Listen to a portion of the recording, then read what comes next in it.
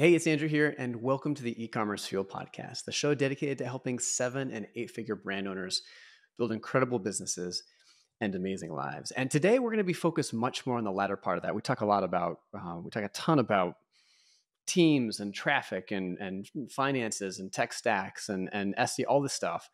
And as much as it's a part of our mission, trying to talk more about the amazing life part of it in terms of your relationships, your health, what you're doing in the world, having a really rich life.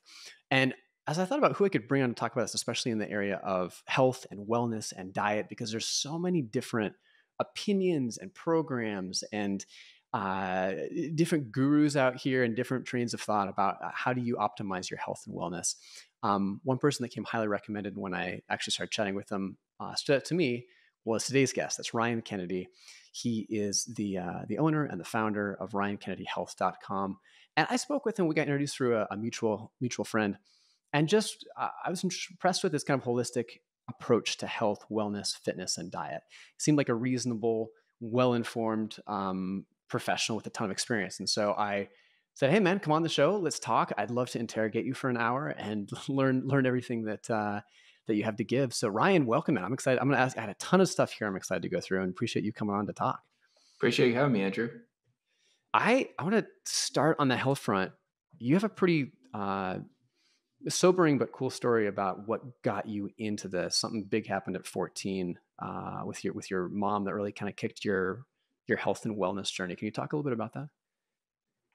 Yeah, man. A lot of people are surprised I got into this industry as young as I did because most of us don't tend to prioritize our health until something catastrophic happens. It's more of the type of thing, especially in the entrepreneur space, and a lot of people that are hard charging, type A, driven guys and gals, they focus on their business and making money and the financial piece of it, and just kind of hope their body keeps up and stays put together.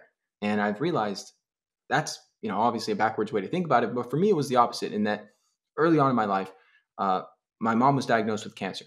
This was back in 2008, and I was young at the time, didn't know the full scope of what that meant, but I remember her going through the conventional medical system and her oncologist telling her, "What you eat will not help you. No natural therapies or different modalities are going to serve you. Like, you have really one choice. Take this chemotherapy drugs, do the surgery, hope for the best." And she did. She thought, well, these are medical professionals. Surely they know best. And unfortunately, in 2010, 2 years later, she passed away.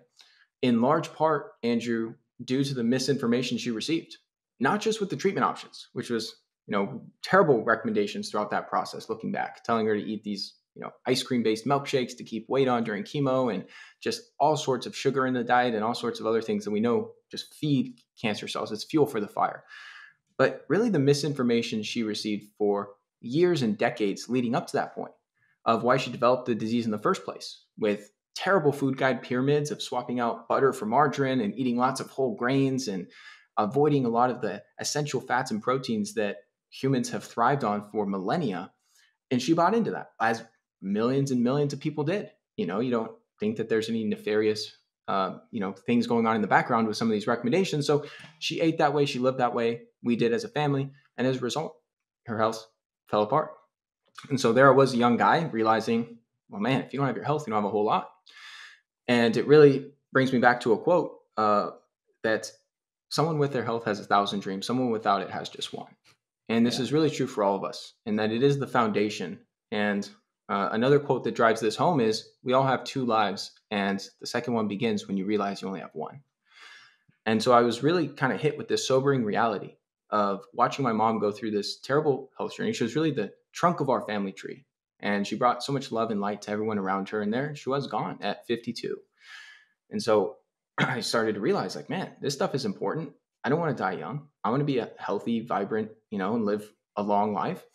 And so I started really diving deep into this field very early on, and studied, kinesiology and a lot of the physical therapy side of things in my undergrad. And then after working in a physical therapy clinic, realized physical stuff is awesome, man. But if you're not addressing your sleep, stress management, nutrient deficiencies, gut health, hormones, your nutrition, all these other facets, all these other pillars of your wellness, the fitness and the physical is only going to take you so far. So that's when I went back to school. I studied naturopathic medicine and functional medicine in post-grad school. And that brings me to where I am today, where I run a full-time practice and really kind of take a broad, holistic approach to helping people with kind of the A to Z of health. Yeah. It's funny that what we put into our bodies, what we eat, is like one of the most fundamental things about our life and our humanity, right? Like it's just, between that, it's just so core to what we do. And yet there's so many different opinions about different diets and different exercises and different some things are foundational, right? Like, I mean, a lot of people, you eat straight sugar nonstop, probably gonna be bad for you.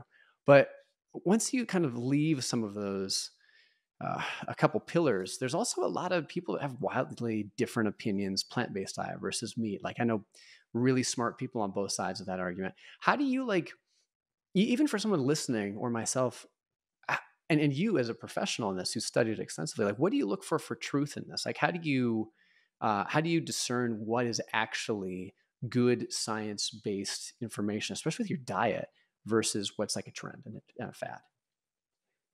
The, the real reason there's so many diet camps and so many philosophies around this, Andrew, is because the human body is so adaptable. We can survive and we can even thrive on a bunch of different dietary programs, on a bunch of different dietary philosophies. And so, what I look for is really taking a step back. And the first thing I look at is the sustainability of any nutrition plan. Because Mm. the number one thing that causes people to eat poorly is that they try and follow something that's not in line with what they like, that's really not sustainable based on what they're willing to be compliant with. So that's the biggest flaw in the health and wellness industry and fitness industry, is just people don't do what they need to do, right? That's the number one issue. So I kind of start with that framework when I'm working with someone. And then the next step is kind of assessing, like, what are the essential micronutrients and macronutrients this person needs? And that we know. And whether you're trying to get it through plant-based foods or animal-based foods, we kind of know what vitamins, minerals, antioxidants, fatty acids that we need as a human organism in order to thrive and in order to function and perform our best. And so I also bring that into the equation.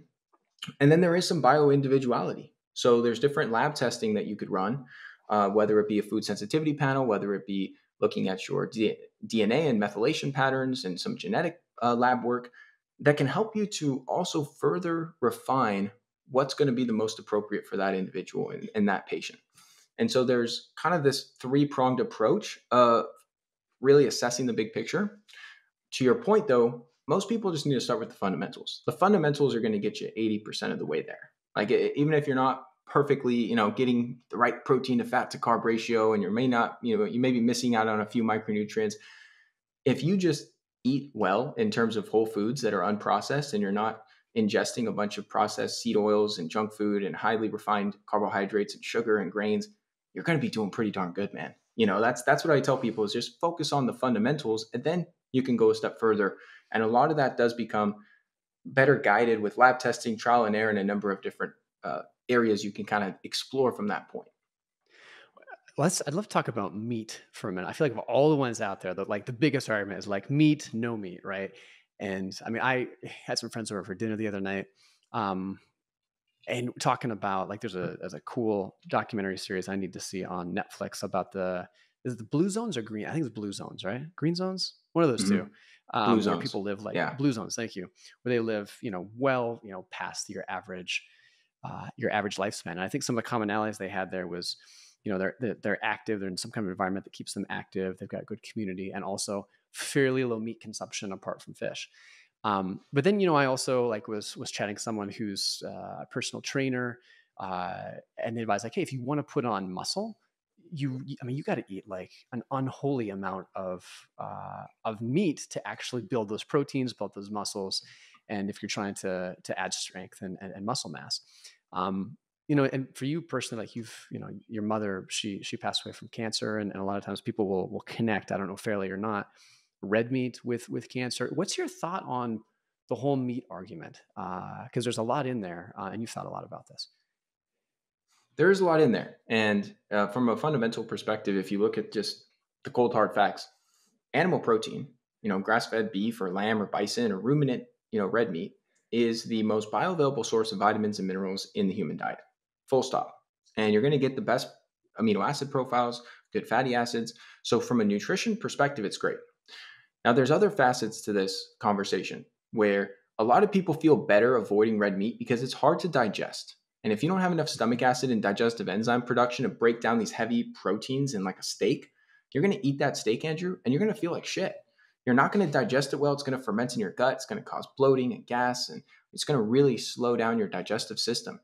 And that's a big problem for people. And that's why they cut it out and they feel so much better. Well, it's really the result of an underlying digestive imbalance. You also have to look at the quality.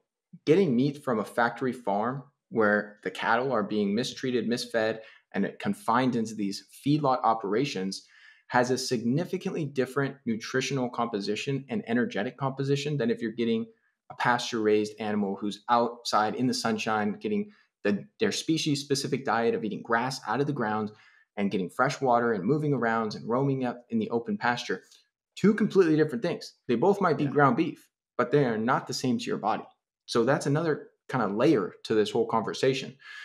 And then there's a lot of very poor research done on this, where it's looking at population data. So it's looking at this type of research that's really based on questionnaires. So it's not the gold standard in clinical research is double-blind placebo-controlled studies.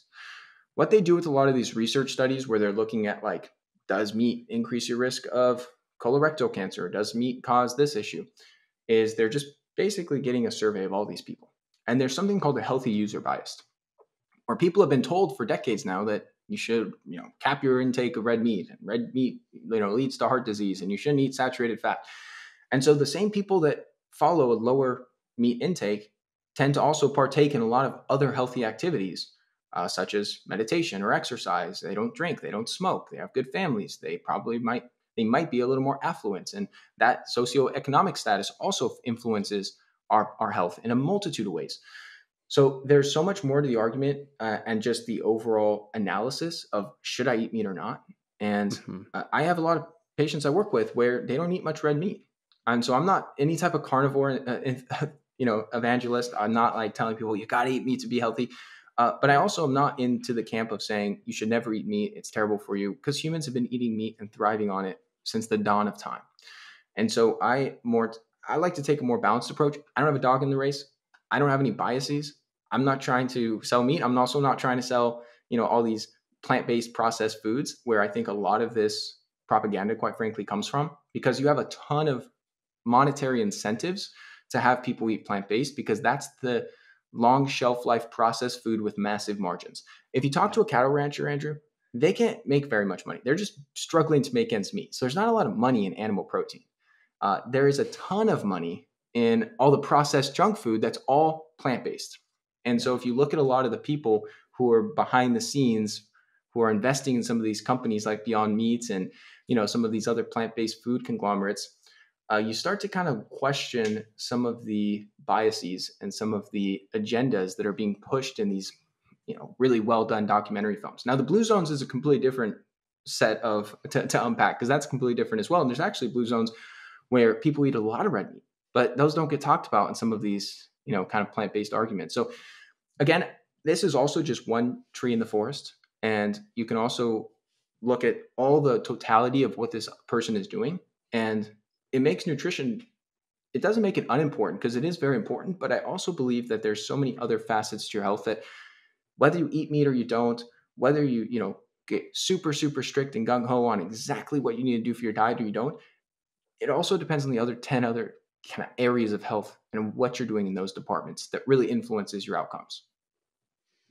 Yeah. Which one or two of your absolute favorite healthy meals? Maybe like let's a meat based one, and then a non meat based one that just delicious, super healthy, really nutritious, doesn't take 4 hours to prep and clean up. What are your top two for carnivores and non carnivores out there?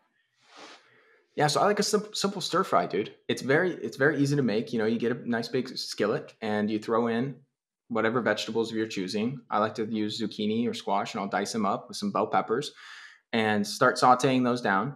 And then you could throw in some sweet potatoes or some starch of your choice. I like root vegetables, for that. So dicing up some sweet potatoes, throwing that in there, and then adding in a pound of grass-fed ground beef and letting that all cook together creates a fantastic stir fry that's really well balanced, nutritionally speaking. Tastes great. can add some good sauces to it, top it with a little avocado. It's fantastic, man. I'm a big fan of that. I also really like doing a lot of seafood. So I mentioned I do a lot of fishing. So I'll catch, yellowtail or different varieties of fish off the coast here locally. And I'll make ceviches and I'll do fish tacos and I'll do a variety of different seafood options that I really like. Or I'll do like a mashed up salmon salad that's fantastic, where you basically make, mash up a bunch of salmon, add in some mustard, a little Primal Kitchen mayo, some veggies like some, pickles and some bell peppers, some cilantro, turn that into a nice salmon salad. And these are top of mind because these are like cold, refreshing summer dishes. And at the time of this recording, it's, peak summer. So those are really good options for the animal protein based stuff. As far as more of a plant based thing, so one thing I do in the morning, I might have eggs once in a while, but I'll usually do a smoothie. And I think a smoothie is the best way to start your day because you can load all these good things into the blender. It's very easy on the digestive system and on the gut, so it's very light. And I'll actually sip it over the course of like an hour or two. So you really nurse this smoothie. So you get this slow bleed of nutrition. It is awesome for maintaining that same mental acuity and energy levels people love when they're fasting. But now you have a lot of good nutrition on board, so it takes it up a notch.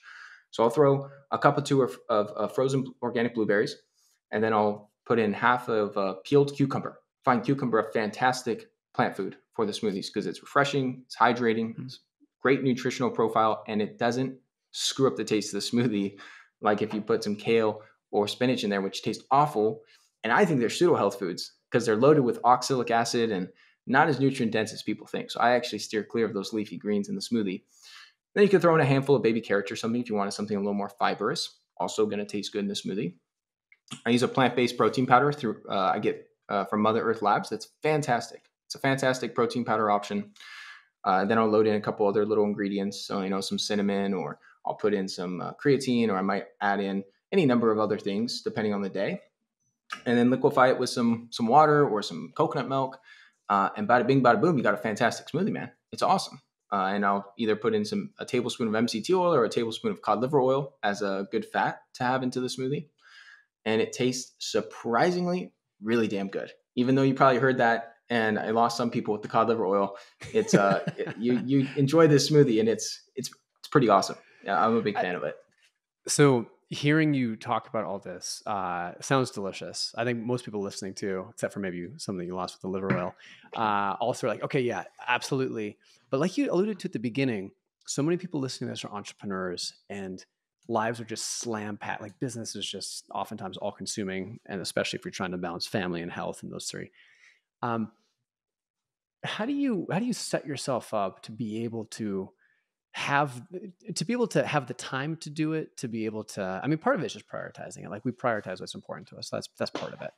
But do you have anything that allows you to be able to not, to have those groceries on hand, to have a steady supply of really fresh, high quality ingredients that lets you be able to make it? Like, how do you set someone up who's never done this to have the best chances of success from like a logistical standpoint for preparing meals, for eating well? Outsource it. That's what I do. I work with a ton of entrepreneurs that are patients of mine, a lot of investors, a lot of people whose time is very valuable, Andrew, and they don't particularly enjoy the act of preparing a meal. Now, if you enjoy it, like I wrote a cookbook, I love to get down in the kitchen, that's different. But if you don't enjoy it, there's no reason why you should be spending hours a day, getting ingredients, preparing meals, cleaning up afterwards. That is such a poor use of your time when you could be focused on your zone of genius and focused on dollar producing activities that are probably a heck of a lot greater than you would need to pay someone to do this for you. So there's a couple ways to outsource it with my patients. One is a meal prep service. There's one called Cook Unity that I like, and I've tested dozens. Most of them are pretty lousy taste wise. This is one of the better ones. And that's kind of the low cost option where, 10, 12, maybe $15 a meal, depending on what volume you order. It's going to save money compared to like going out to eat. And that's easy. Or you can also stack that with having a few places in your neighborhood that actually prepare healthy meals that you can have kind of as some staples when it comes to DoorDash or deliveries. The other thing that I'll do with patients that's more of the ideal route is I'll have them hire a personal chef. A lot of people, when they hear this, they're like, man, I don't want to spend thousands and thousands a week to hire some chef to be in my house all the time. But it can actually be done a lot more efficiently than that, Andrew. So I'll have people, and I've done this myself, who either have their housekeeper that does some of their cleaning in general take on this role, or they'll hire an actual personal chef to come one half day a week. So maybe we'll say 4 to 5 hours, and they will prepare them meals for the whole week. And this could be done in your own kitchen, or this could be done offsite, wherever this potential, chef operates. And I'll typically have it where they do it in your home, and I'll quarterback the situation. So this is for patients I consult with. I'll give their chef the game plan. I'll say, all right, here's the ingredients you're going to buy. Here's the recipes. Here's exactly what you're going to make for Andrew. Here's the portions I want you to, partition out. Here's the exact things for dinner and lunch and all these options based on what you tell me, Andrew, of, hey, Ryan, these are the foods I like. This is where I struggle with. This is what I really lean towards. Here's what makes me feel good. Here's what I've noticed doesn't make me feel good. And I'll map all of this out, hand it over. And depending on the area you live in, this is going to cost you anywhere from 30 to maybe $50 an hour. Because you're not getting like a Michelin star chef, Andrew. This is not like a super primo, top-notch dog. This is more so just someone that does like meal prep for people. And this whole process will set you up with meals for the entire week. You might pay this individual a few $100s for their time and their labor. And it's going to be far better than you spending all of those hours doing the same thing. So that's another route that I go. And then if you are wanting to kind of expedite the process, yeah, you can order your groceries on Instacart, which I like to do, because then it saves your past orders. So you don't have to like start from scratch every week. You can kind of just click and add to the cart of all the things that you're used to getting as far as your staples with produce and animal foods and all the rest. And then doing a lot of these one pan dishes that do take 15 minutes to prepare, that don't have a ton of cleanup.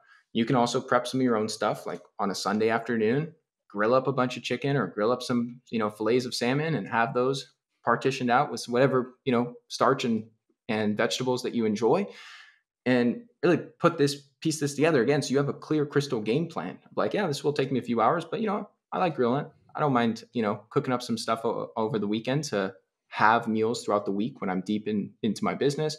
So these are just some ideas for you. And sometimes that meal prep helper becomes someone's spouse, where they're a stay-at-home mom and they do all the cooking anyway. So I'm giving them the game plan of what to do for, in this example, your nutrition, Andrew.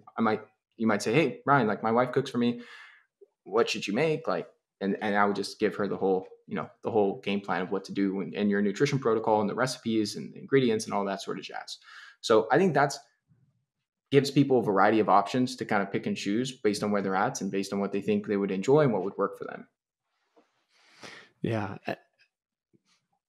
You mentioned like the high quality meat and how much of our food comes from kind of this industrial scale operation, and which probably drives down the quality or the quality and the price of food. Though, how often do you have to kind of wrestle with people to let them to kind of get their head around, hey, if you're going to eat really well with good quality ingredients, you're going to have to up your budget significantly.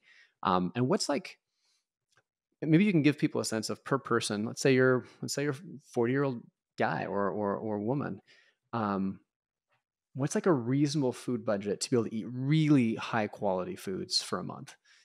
Or maybe if you're comfortable sharing like what you spend on food ingredients for yourself, like how much of a reset do you think people need to make in terms of saying like, hey, like if I'm gonna eat really well on this, I've got to allocate more budget here. Yeah. Well, it depends how much you eat. Like I eat a lot of food, dude. So like my personal food budget may be a little more than yours might, but it also, I'd frame it this way. So rather than looking at what this is going to cost me, I'd look at what am I going to get out of this? You're making an investment in yourself at the end of the day. So just like you would hire a coach, or you would hire someone to help you with your business, or you'd hire an employee, or you would hire whoever, this is like the most fundamental way of investing in yourselves for the greatest ROI possible, of just the quality of food that you're putting into your body. So that's literally what's going to comprise your cells, and it's going to dictate your draw to disease or away from disease. It's going to help with your energy levels, your mental clarity, your mood, your sex drives, your sleep, your recovery, your body composition. I mean, all of it comes back to your health. So it's a very good investment where I encourage people not to economize at all. Like if the grass-fed beef costs, $10 for a pound of ground beef instead of $6, like you got to spend that every day, dude. That's well worth the extra money that you're spending. And the other way that I encourage people to look at this whole process is, what are they spending now on going out to eat and drink? Which for a lot of folks is they'll save money if they start eating healthier, even if they're spending more on ingredients. Yeah, because I mean, you go out to a restaurant, you order an app, a couple entrees, a couple drinks, you're going to be spending north of $100 even for just two people. And even if you were to buy the most premium, organic, grass-fed, high-quality stuff, like you're not going to be spending even close to that. Yeah. And lastly, dude, you got to look at, you are making a vote with your dollar. With everything we spend, we're voting with our dollar. So when you buy the poor quality stuff, you're voting for the mistreatment and an unethical raising of animals, and you're voting for things that are degrading our environments and our ecosystem due to the poor farming practices. And when you pay the extra money and you buy the high quality stuff and you shop at the local farmers market and you do the stuff that's, yeah, it's undeniably more expensive, you are voting for a change in the system that is going to impact the entire planet in a positive way, and you're really helping to foster the new momentum of these, biodynamic and organic farming practices, which is going to make a massive impact on our ecosystem and our water supply and the different environmental challenges that we're facing. So I see it as a lot of different reasons why someone would spend extra. Now, how much is it going to cost? Just depends. I personally probably spend, again, I don't track it super diligently just because no matter what it costs, I'm going to pay it. I would ballpark it at $1,500 a month for groceries for myself and my fiance, Ashley. So for two people to eat for a month, that's probably give or take a couple $100. Yeah, that's very reasonable for the level of quality I know you eat at. Last question on diet, and then we'll move on. But meat, especially, like myself, I'm probably most inclined to spend on really high quality meats, given everything that happens that you talked about. Do you have any, locally? If you can get like a half of a cow or something local that's been raised there, that's great. And an option I've looked into. Do you have any? If people are buying, maybe from more supermarkets, from places like that, where do you get your meat? Where do you source your meat? Do you get it from like a Whole Foods or from like a regular supermarket, just a certain brand, or how do you? What are kind of the ways that you source high quality meat? So I do a combination of these things. For the bulk of my meat, I buy from farms in the Midwest. So it's hard to find super primo grass-fed farms here locally in San Diego. There's one called Perennial Pastures I just started, ordering from. But historically, I've ordered products from a company called US Wellness Meats. It's grasslandbeef.com. And there's one called White Oak Pastures that's very good. There's several of these companies that, similar to like ButcherBox, ship the meat to your door. I don't love ButcherBox just because it's not as good a value. They're basically a third-party distributor that sources from these farmers and then takes a big cut. So you save money going direct to the farm. And the way that works is they process the animal, they flash freeze the meat, so they vacuum seal it, put it in the freezer, and this preserves all the good nutrition. And then they ship it to your house frozen, and you put it into your freezer. So I have a big chest freezer in my garage. And this enables you to stock up in wholesale quantities, so you're able to get better value as far as the price per pound. It also ensures that you're getting it from a farm that you have some type of connection with. So the guys over in US Wellness Meats, they're out in Iowa. I know the owners. I know they're doing things right. I know what they're doing with their cattle. I know their whole operation. So it gives me the confidence and the ability to support a small business owner who's making a big difference in the world in his own way. So I love that piece of it. And I'll order a bunch of meat and keep it in my freezer. And day before I'm going to cook something, I'll pop it in my fridge to let it defrost overnight. So I find that works really well. As far as the, local stuff, you really want to go for 100% grass-fed. And, ideally, it just depends on what your supermarket has available to you. Like we can kind of go through the different categories. They make it unnecessarily complex as far as looking at like the nomenclature of like, hey, these eggs, what's the difference between, cage-free and free range and pasture-raised and, all the different tiers. And the simple answer, Andrew, is the ones that are most expensive are probably the best, which people don't always want to hear, but that's just the way it is. Yeah. Now, when that's it shocking. That comes goes to like against the every other types of trend or areas, pricing I've ever heard. yeah. The other thing with the meat is what I've done in the past, not super recently, but in the past years, is you can actually do a cow share where you go in with other people and you buy in 1/4 steer, where you basically are buying bulk meat. Again, you need a chest freezer for this, but it sets you up for like a year worth of meat. I have a few friends that go hunting, so they'll get, elk or venison, and they'll just share it with me and I'll share with them some of my fish and, we'll kind of have a little exchange. That's cool. So I get it. I get it from a variety of places. Is the short answer, but those are some ideas people can explore as far as finding good quality stuff that they trust. White Oak Pastures is fantastic. They ship nationwide. Same with U.S. Wellness Meats. Awesome. Thank you. That's really helpful. Let's talk about training and kind of strength training. And I think, pretty well known, like that. I've seen studies on this that one of the biggest determinant, like it seems like the two biggest determinants of lifespan and especially quality of life at the end of your life, one, community, your relationships, and then two, just how much you move throughout your life to various degrees, are just massively over indexed in terms of lifespan and wellness throughout those years. Let's everyone knows it's important to be active, to move, to have a non-sedentary lifestyle. Beyond that, for people that let's say they want to really build, we're not talking about Arnold Schwarzenegger bodybuilding here, but you want to be strong, you want to be healthy, you want to be very fit. If you go to the beach, you want to feel great about, like, you just want to have, for a dozen different reasons, a really strong physical foundation, and you're willing to train 2 to 3 times a week for that. What's the 80/20 there, in your opinion, for doing that? If someone came with those goals to you and said, hey, you get me for 3 times a week, what's my program look like? What's important here? What would you say to them? Excellent question. And to kind of lay the foundation and reinforce what you said, muscle is the organ of longevity. It's not just about vanity metrics or aesthetics. The more muscle you have, to a degree, but lean muscle in general, will be one of the number one correlative factors to your longevity, to how long you will live and your health span in general. So it's very important for functional movement patterns, for staving off different chronic illnesses, and the role that muscle tissue plays in the body is this metabolically active tissue. I mean, it's really vastly underestimated as far as our body composition in maintaining a low body fat percentage. And what I'm getting at is most people are not just over fat; they're under muscled, and that creates the really like a foundational element that makes it very challenging to lose weight and keep it off long term, because muscle is our metabolic currency. The more muscle you have, the more calories you burn at rest, the more calories you burn when you exercise, the more calories you burn when you're sleeping. You just have a higher through rate. I don't know about you, Andrew, but I really enjoy eating. Most people do. And the more muscle you have, the more calories you can enjoy without clogging up your system and, gaining a bunch of weight and creating all these metabolic syndrome based diseases that plague our society today. So this couldn't Ryan, be more. sorry to interrupt.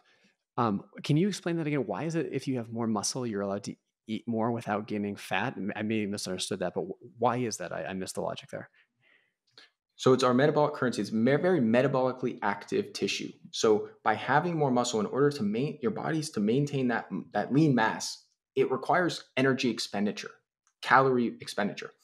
And the more you exercise, so let's say you exercise and you have 20 pounds of lean mass versus 60 pounds of lean mass, you are going to generate a lot more caloric burn during that exercise session. Even when I'm sitting here and you're sitting there, there's something called NEAT, which is non-exercise activity and thermogenesis, which is basically like fidgeting and movements throughout the day where you're not walking, you're not exercising, but just generally being an active human. When you're working on your business, you're doing something else, you burn calories. And the more muscle you have, the more calories you're going to burn.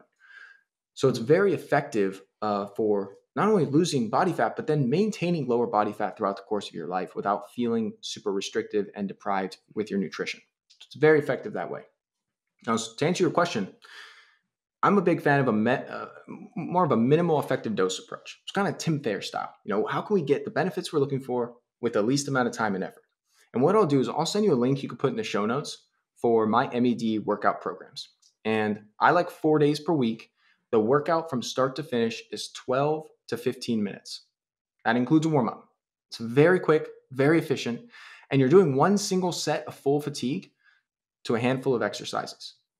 And the way that this works, it works like gangbusters, dude. I've had so many guys throughout my men's program actually gain muscle and get awesome results doing resistance training for 1 hour per week. And people overestimate the amount of volume they need to elicit the benefits they're looking for. And then they create this massive barrier of entry. And they're like, man, I'm tired. I got a whole bunch of shit to do. I don't want to go work out at the gym for an hour and a half. It's like, dude, I don't blame them. I don't want to do that either.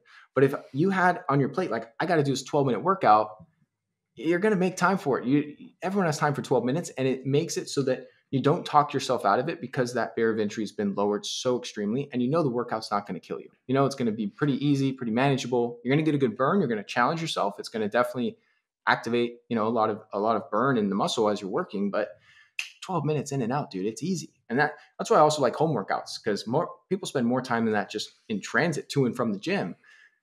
And the gym environment isn't always the most welcoming, especially as people are getting started. Most people are not gym rats. Like, they don't want to be in the gym. Gym is also not the healthiest place to be, Andrew. Like, it's got all these artificial junk lights and, all these other dynamics at play that make it better to work out at home. So I put these into a program. Happy to send you and your listeners. It's a totally free program. And it has a masterclass kind of walking you through the program, the actual workout program itself, and then a home equipment guide of some cheap stuff you could pick up for about $100 total, like a TRX suspension trainer and, a stability ball, some resistance bands, some at-home pieces of equipment to carry it out along with the body weight exercises. That's awesome. Fantastic place for people to start. And this isn't going to get you to be a power lifter. This isn't going to get you to like be on stage like a bodybuilder, but it is going to get you functionally fit to where you feel good and you gain that muscle. You get the benefits most people are going for. Yeah. So it sounds like we would love to link up to that. We'll make sure to link up to that in the show notes. I'm super curious about seeing that. The thing I heard is does that all hang on? I heard you say exercises to failure, one set. So maybe do as many push-ups as you can, do as many pull-ups as you can. Is it true? I've heard this before. Is it true that you get most of your gains in strength and muscle creation at that point of failure? Like, that's where the muscle's broken down and be able to grow? Or is that actually true? I'm guessing it is, based on the fact that if you can, that's what's kind of your very low volume, high frequency training regimen is based around.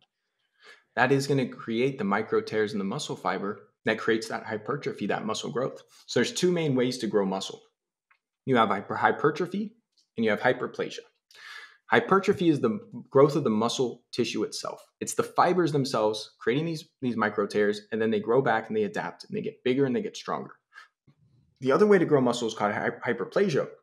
And unlike hypertrophy, the fibers are not getting bigger, but you're adding new fibers. It's increasing the volume and density of fibers in the muscle group.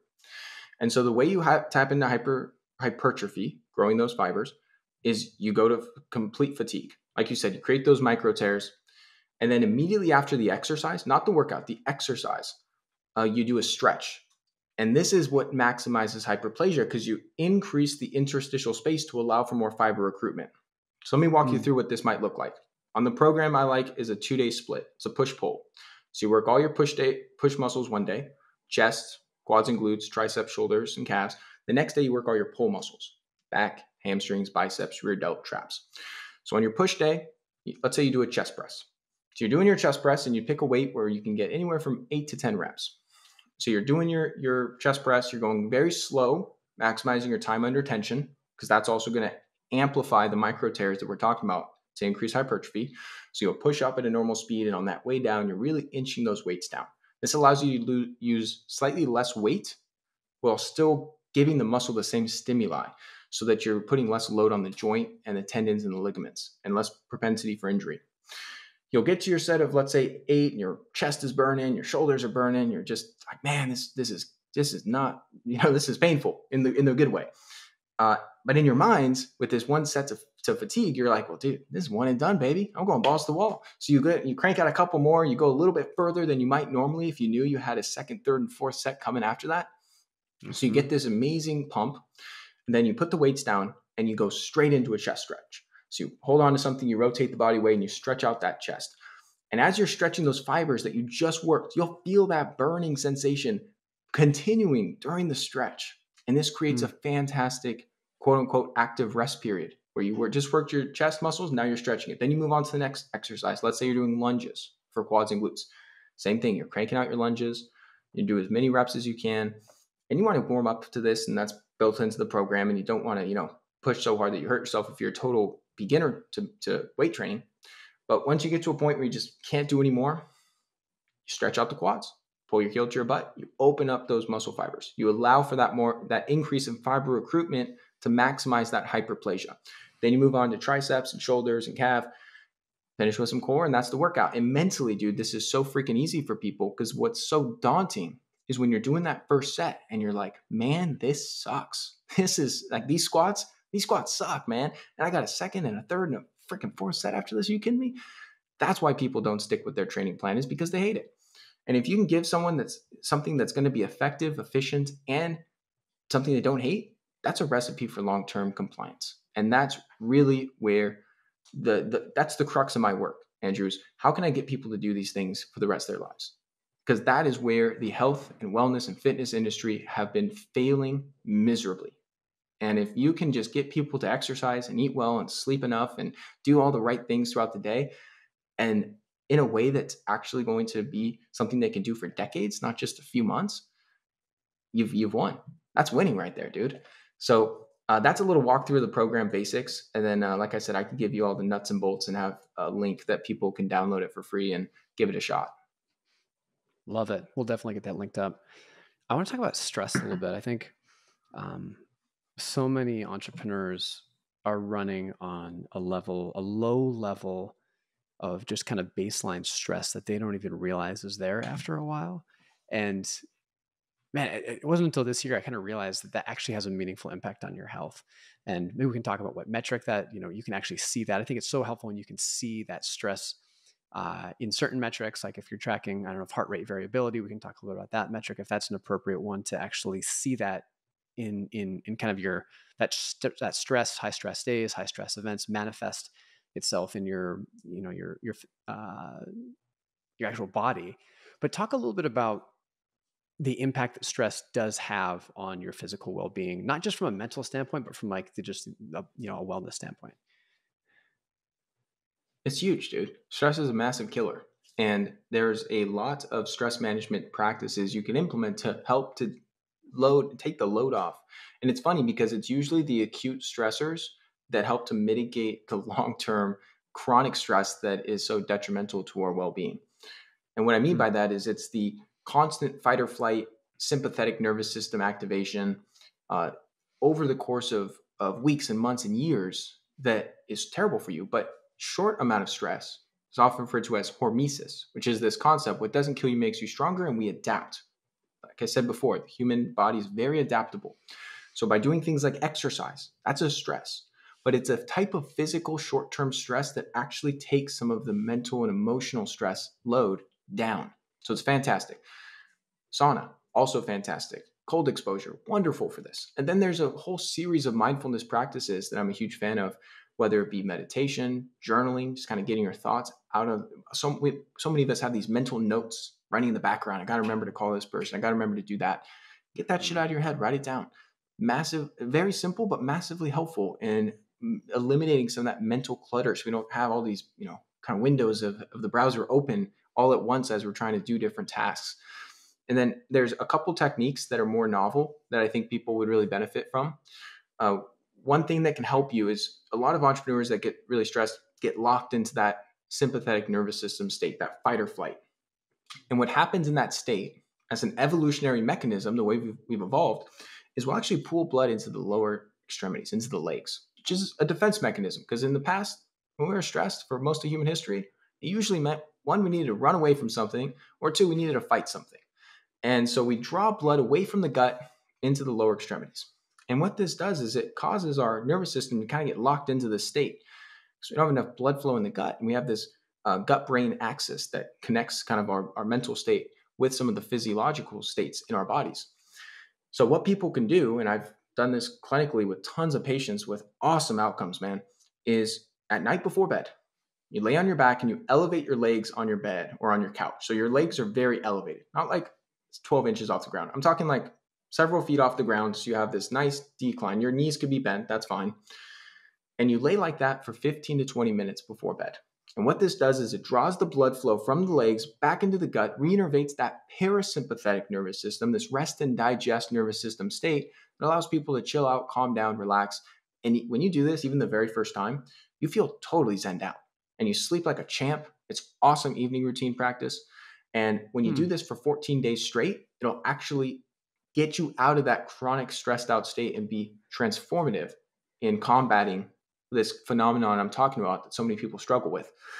Now, while you're laying on your back, you could listen to a meditation. You could do any type of, you can listen to some music, nothing particular you need to do. I try and avoid, answering emails on your phone and doing like, very cognitive demanding things that may keep you too mentally engaged. Try and do things that just totally chill you out.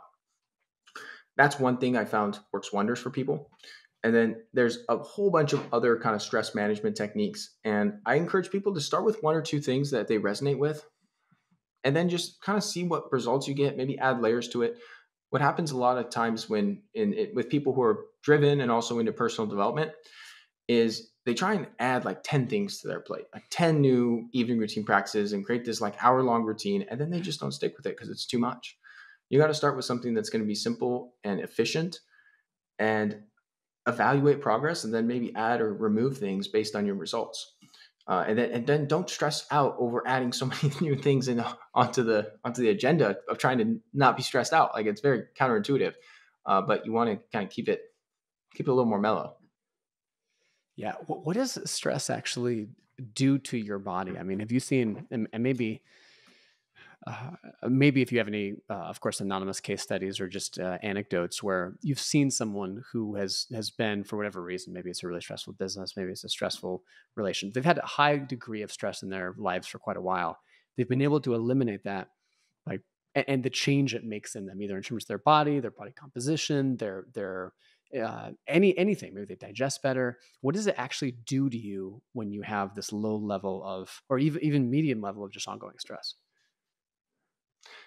It jacks up your cortisol, which is our body's main corticosteroid, stress hormone. And it'll jack up your norepinephrine and epinephrine, which is adrenaline in the body. And what this does when you're in this state is it decreases your testosterone, because cortisol and testosterone work antagonistically. So if you're chronically stressed, your testosterone will be lower, which as a man is a Mm-hmm. horrible thing, because testosterone is responsible for energy and drive and focus and motivation and body composition and so many things. So that's one problem, is the hormone piece. From the gut health piece, when you're in this stressed out state, it suppresses your production of stomach acid and digestive enzymes. So you don't break down your food as well, which can lead to a lot of gut imbalances because you get a lot of fermentation happening in the gut. And it can also lead to a lot of other downstream consequences where you're not digesting your nutrients as well. So you start to develop nutrient deficiencies, and you start to feel really lousy after food because you're not breaking it down properly. So you get this fatigue and brain fog and kind of post meal hangover some people will experience after they eat. So that definitely jacks up your digestion. Short term, it can actually help your cognitive function, but long term, it'll lead to burnout, and it'll just tax the crap out of your adrenal glands till you get to where you get to a point where your adrenals are not producing enough cortisol. And this is a condition that happens over a longer stretch of time. It's when it gets really severe and your cortisol output is next to nothing. It's called Addison's disease. But there's varying levels to this, and that'll actually make you feel really just down and depressed and unmotivated, and you just don't want to do anything, and might flatline your dopamine levels. You don't have enough dopamine to like want to get after it every day. So there's a lot of facets where this can really take hold and disrupt your health and quality of life. And then when you lower the stress, you manage things, you take a break, start calming down, it starts to reverse this cycle. Different people need different levels of intervention. Some people, they could just make some lifestyle modifications, and a lot of these things start to kind of work themselves out. They start to see a lot of good resolution in some of these issues. Other people need, especially depending on the severity, a lot of targeted therapies to address some of these things, whether it be certain herbs or enzymes or probiotics to rebalance different gut overgrowths or imbalances in your microbiome. Some people need some adrenal support, and this could be things like sea salt and vitamins and food grade vitamin C, along with different adaptogens that can help support the adrenals and restore function. Other people need things that are going to help bring in more of the raw materials that was burned through from a nutritional perspective during this stressed out state, so replenishing different nutrient deficiencies. So there's a lot of different things that can come up as a problem here. And same with the testosterone piece. Some guys after this process need some testosterone support, whether that be more natural herbal-based testosterone support, or whether that be more things like clomiphene or hormone replacement therapy. Very, very much depends on the individual.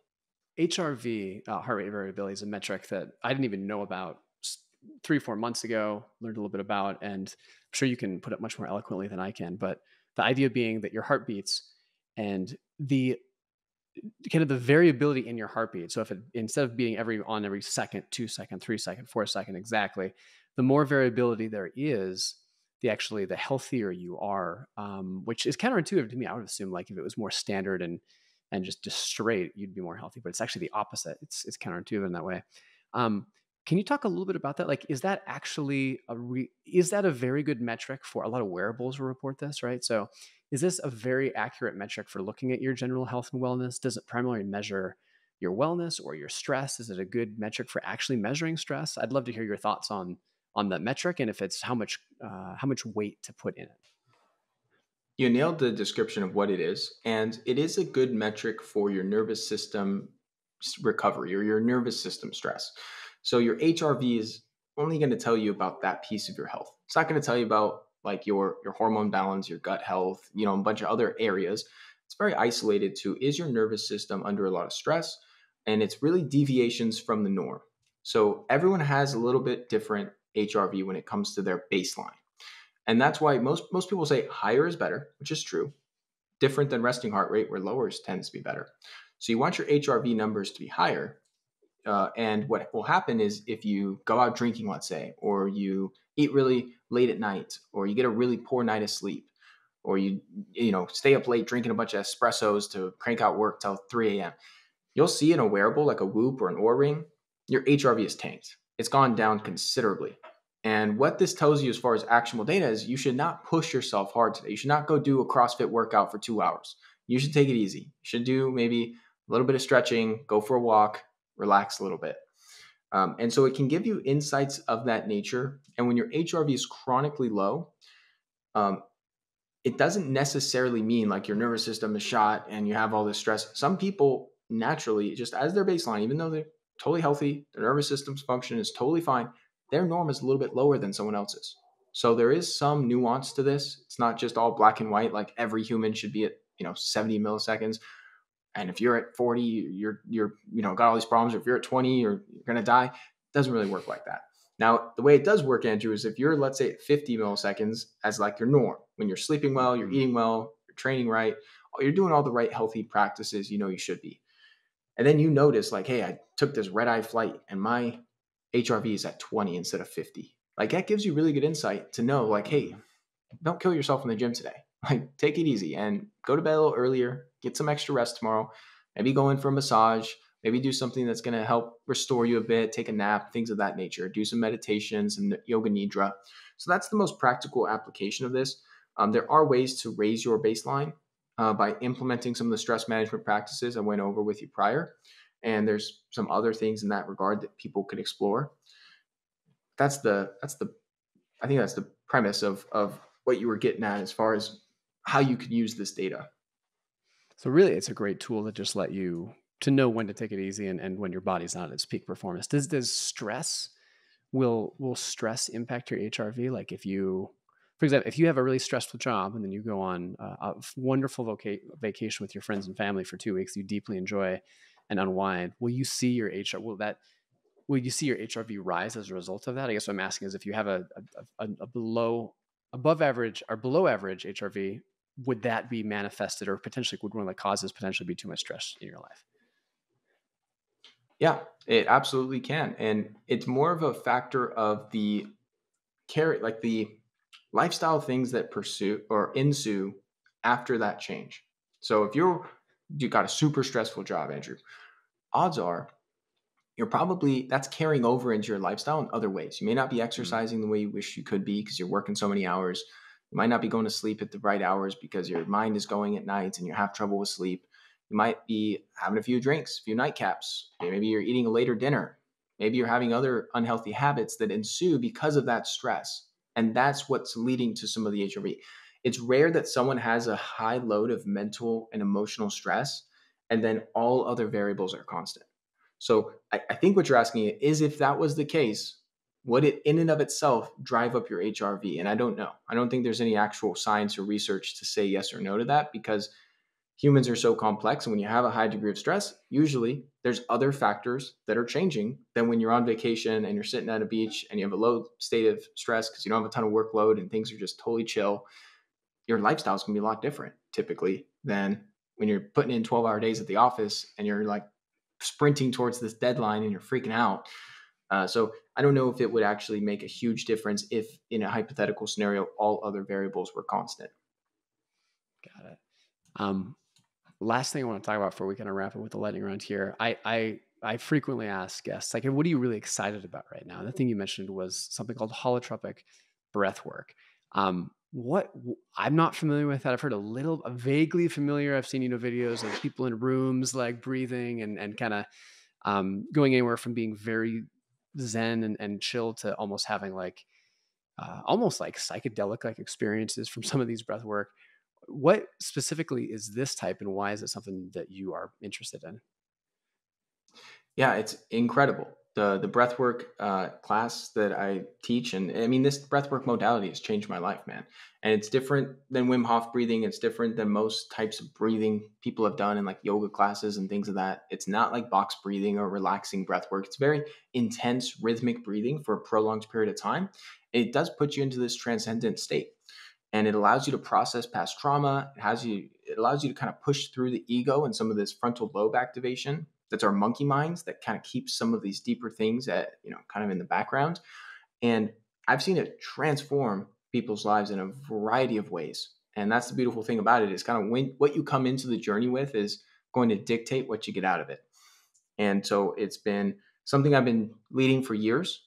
People can learn more on my website, ryankennedyhealth.com. There's a breathwork, class there that they can participate in virtually.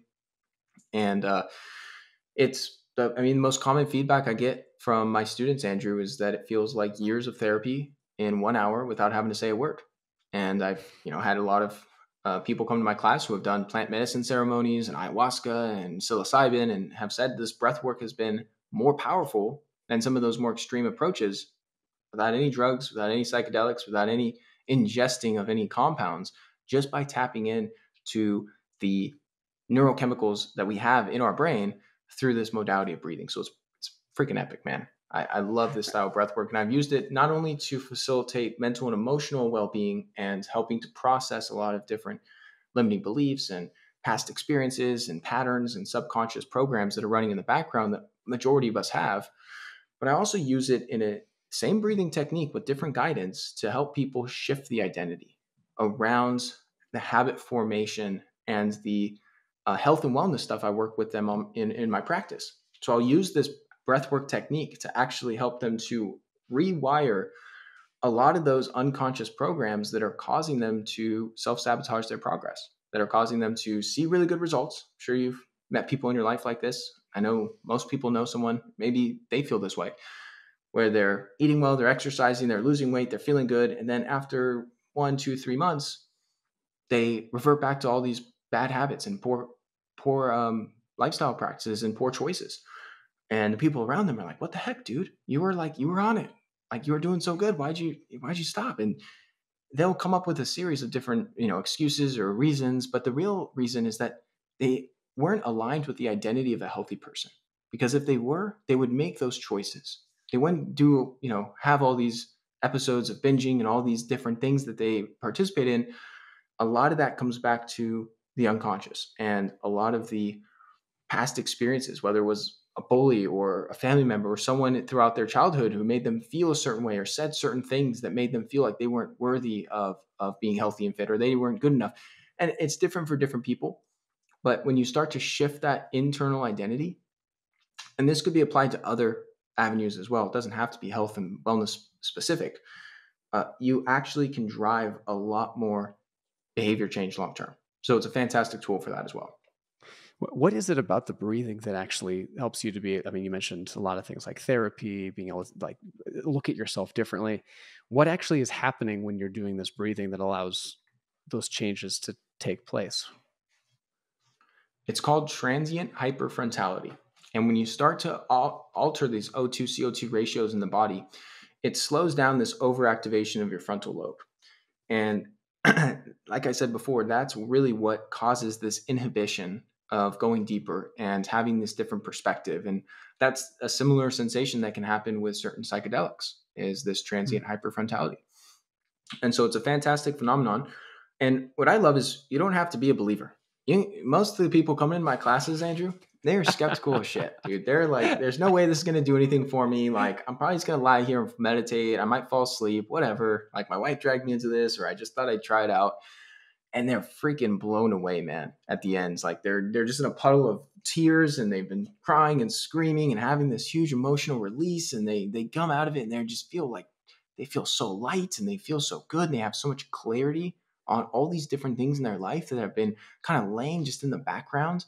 And I am just always so filled with gratitude to be able to share this practice with others because of the impact it has. And it's so accessible, man. You lie on the ground, you breathe. That's it. Anyone, anywhere, anytime can do this. You don't need any prior experience or knowledge to do this. If you attend 1 or 2 breathwork classes, you'll get a feel for the technique and the guidance and the journey.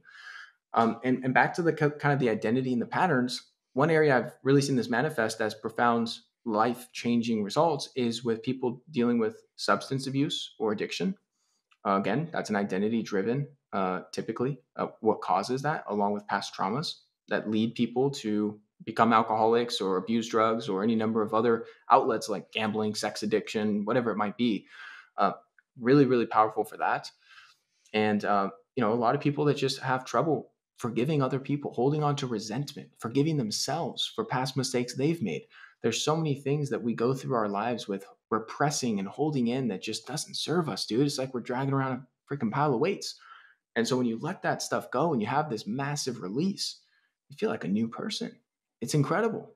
Last thing here before we do the lightning round.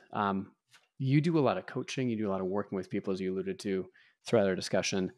Someone's listening to this and they're like, this sounds awesome. Tip of the iceberg. I would love to have someone give me some further guidance. This Ryan guy seems like he might be a great fit for that. Talk to people about what kind of services, coaching, one-on-one consulting you offer and who you're a good fit for. Yeah, so I have a private functional medicine practice where I work with patients one-on-one and really map all these things out. Look, run different lab work, see where their imbalances lie, put together protocols for their supplementation, nutrition, their fitness programming, their different daily routines and habits, and any number of other health challenges they come to me with. I also have group coaching, which I have a men's group and a women's group, which brings a lot of the same elements to the table, but it's more of a mastermind style where there's back-end coursework, weekly calls with me and everyone else in the group for Q&A style, and then there's peer-to-peer accountability pods and a bunch of other things in that regard as far as a community of supportive people that are all getting after it with their health and all pursuing the same goals and supporting each other along the way. And then I have some courses, and I have a book, Beyond Nutrition. That's the cookbook I mentioned earlier. That's half health and nutrition information, half recipes. You can find all this stuff, the coaching, the private practice, all the different pieces from the book all the way up to the one-on-one stuff on my website, which is ryankennedyhealth.com. Great. Thank you. Let's cap this off with a lightning round. So no surprise here, super fast answers. So we got about half a dozen questions here. So I'll fire them out and let me know what you think. So first one, favorite cut of meat. If you're going to grill something up on the steak or grill something Filet. on the steak, grill something up on the grill. Yeah.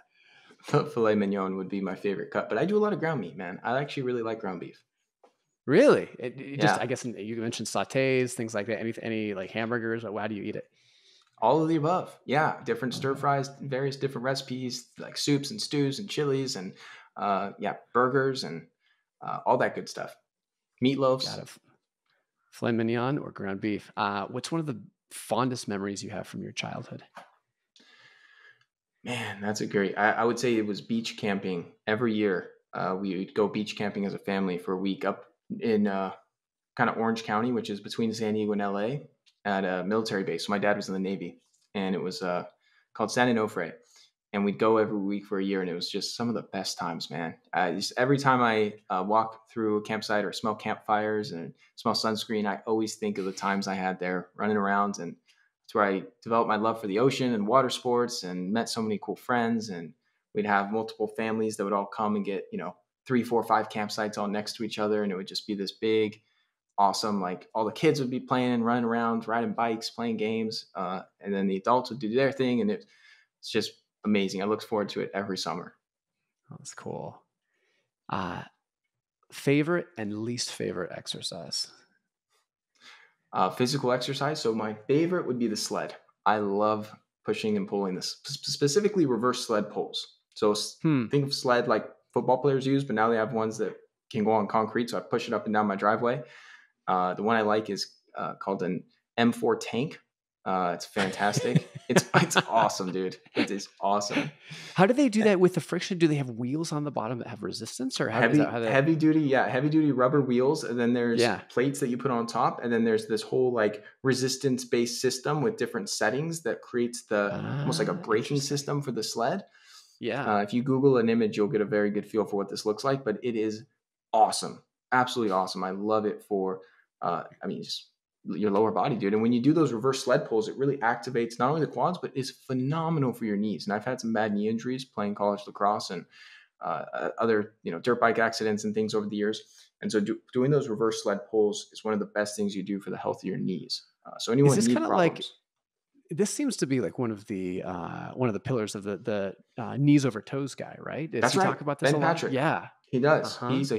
He's a huge evangelist for reverse sled, and that guy's great. I know Ben, and he puts out a ton of good information on knee health and that reverse walking, reverse sleds, all hitting the same idea. So I love that thing. And then as far as least favorite, man, I would just say traditional barbell squats.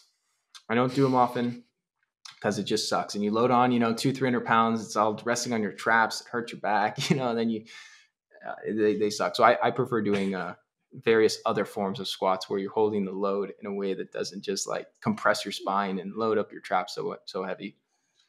Nice. You live in San Diego. You love it there. Sounds like you've been there a long time. Got some roots there. Get out surfing. Love the sunshine. I can't blame you. It seems like it'd be an amazing city. If you were living in San Diego, where would you live? Somewhere in Florida, uh, probably, yeah, probably north. I really like the Boca Raton area. There's some sweet areas on the east side. I actually haven't explored, but I've heard amazing things on these islands and peninsulas, kind of south of Tampa. And so I have some areas there I have yet to explore, but those would be two areas that come to mind just because if I wasn't to live in California, I'd want to go somewhere with better politics and no state income tax because that's the big kicker of why it sucks to live in California. But another place, if politics and taxes were not a factor, Lake Tahoe. Love Lake Tahoe, man. I make it up every summer, and it's just the most amazing trail systems, beautiful water. It's magical. What's the hardest part of your business? I would say it's the scalability factor. So a lot of the components of being a good health practitioner is an art. It's an art form because you're doing this great dance of deductive reasoning is really what it is, where I'm taking the feedback from the patient of what they like, what they don't like, what's worked for them, what hasn't worked for them. And then I'm combining that with their labs and looking at what's going on under the hood with all their biomarkers. And then I'm combining that with this whole arsenal of protocols and options and ideas and strategies that I've seen work for other people. And I'm trying to piece together like this recipe of what's going to be the best thing for this person at this time and prioritizing the right things to build the momentum because I don't want to throw 40 different, changes at someone at the beginning. I want to change two or three really keystone things that are going to drive the benefits and drive that momentum to then add layers as we go. And so it becomes very hard to scale that because even though I can give another practitioner, another coach access to my database of protocols and all the information with, here's the 15 different training plans and all these nutrition protocols, and here's all these options for supplementation, and here's like 4 different great testosterone supports, and here's some good options for these vitamins or these minerals. It's hard to really train that gut instinct and combine that with the science of here's what this person is going to benefit from most. And so because of that, I haven't been able to scale my one-on-one practice the way that many entrepreneurs would seek to.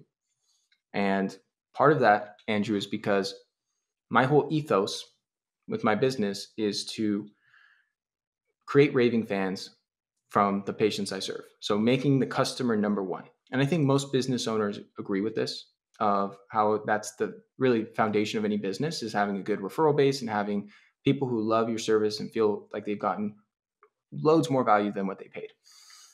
And so it becomes something where as I'm making business decisions, I think what's going to be best for the patient. what's going to serve people at the highest level. And it's hard to bring something that's more scalable and more employees and more practitioners into the practice without potentially, disrupting that that experience and making the service as good as it could possibly be. So that's been the biggest challenge I'm working through. Yeah, I feel you on that one. It's in the community space too. Community is something that the fastest way to kill a community is to try to scale it quickly. So there's that balance there. It's a little more scalable than I think that your one-on-one coaching, but I Mhm. resonate with your answer there. Um, this is probably our longest running lightning round question, and probably the squirmiest one for people. How much money is enough? And so you can answer this in one of two ways. You can either say, hey, if I had a lump sum in the bank, 5, 10, 100 million, whatever it is, this amount, I'd be good. I'd be good for the rest of life. If I made more money, it'd be nice. But if I didn't, I'd still be content. Or you can say an annual income. So maybe it's 100,000, 200,000, 500,000, 2 million a year, whatever it is. So answering in either one of those ways, how much money is enough? It's a great question. And I've identified, my desire to love the game and to keep playing because you're always going to move the goalpost and you're always going to find other ways to spend money and why you need more and why you want more. And if I have to answer the question, my current idea of not enough, but more like abundant lifestyle that allows me to genuinely contribute to the people I love and the causes that are important to me while living the way that I want to live, would be 600,000 a year in like horizontal income. So you can extrapolate that and say, all right, if you're getting 6% return across your portfolio, it'd be about 10 million. And or you can break it down however you want to, but that is what I think would be a good income. Got it. Awesome. Thanks. And last question, what's your number one hobby? And you can't say work or any facet of fiction, any facet of fitness or health or things like that. Obviously, you love that or passionate about that. It's obvious in the conversation. Outside of those realms, what would your number one hobby be? I almost have a hard time picking one because I have so many hobbies. It's almost a problem. I have too many hobbies, but uh, one of my latest obsessions has been stand-up paddleboarding and pickleball. I guess two of my latest Yes. obsessions as far as activities I get into on a 3-4 times a week basis. Dude, pickleball is so fun. I've played not a ton of times, but enough to play. They just put courts in by our house. One of the things that's so cool about it is like we went and played this summer with some friends, and you just roll up, and at least in the culture I've seen at a few different courts, you roll up and you don't have to have people to play with, especially if you come with couples, like and a partner, and you can just jump in on games and play people. And there's kind of it's a really cool way. It's almost like a pickup basketball vibe, but much less intimidating and much more Yeah. open. And you could have like a couple people in college, a college couple could be playing with like a couple that's in their mid 50s, right? Like, and it's still you can still play. It's the communal feel of it. I think is very awesome and very needed for kind of this time in history. And yeah, it's a cool sport to see take off. Dude, it's awesome. I totally understand why it took off. And like you said, it's like you don't have to be super skilled to get a good game going. But unlike tennis, where you need a pretty high level of proficiency to have fun playing Yeah, tennis, you can't just go out for the first time and play good tennis. Whereas pickleball, you can. And tying it back to the health thing, what's funny is that when I ask most people what they think the healthiest sport is, what do you think is the sport that really staves off brain aging and dementia and provides the most blood flow to the brain as far as activities go? A lot of people think chess, or they'll think some sort of something that's very physically, taxing. But the truth is, the answer is ping pong and racket sports because of that hand-eye really. coordination. Yeah, it's one of the best ways to prevent dementia and Alzheimer's disease and cognitive decline as we get older. And then with the pickleball or tennis, or it could be racquetball, it could be any racket sport. You also have the fast twitch muscle fibers and the kind of mind-body connection of moving quickly and really adapting quickly, all coupled with the exercise component. So it's a fantastic sport for people to play that want some way to stay healthy on a brain aging of their brain while they also have a lot of fun and get in some fitness. Yeah, get your cardio, get your vitamin D, get your social, all in one package. It's the Yeah. wonder sport. And then I Yep. lied. Last question for you here: how many hours a week do you work on average? 30. Well, it's a tricky question to answer. I see patients about 25 hours a week, and then I work on the business another maybe 10, Okay, say 35 hours. got it. Well, Ryan, this has been phenomenal, man. I kind of threw everything in the kitchen sink at you, so appreciate your willingness to cover it all. And again, RyanKennedyHealth.com, I believe. Correct me if I'm wrong, Ryan, but that's the website. So if you want to learn more about one-on-one coaching with him, if you want to check out his cookbook, if you'd like to do the group coaching, or you're interested in the breath work, make sure to hit him up over there. So, Ryan, anything else or other places people can find you, or any parting words there? Really appreciate you having me on, Andrew. One of my favorite things I do on the content side is podcast of my own, Ryan Kennedy Show. Yeah, not hard to find. And I interview different health experts, scientists, people in the personal development space, kind of a more broad scope that stretches beyond the functional medicine into other ways to optimize your life and your health with relationships and other things. So, love for people to tune in if they feel they would enjoy listening to me talk about health on a weekly basis, and would love to have you on the show at some point, Andrew. Yeah, thank you. Fantastic. I'm not sure if I'm going to be able to get anywhere touching the health side of things, but if you can find a topic where I'm useful to your audience, would love to come on. So Appreciate it, man. yeah, awesome. Thanks so much, Ryan. Appreciate it.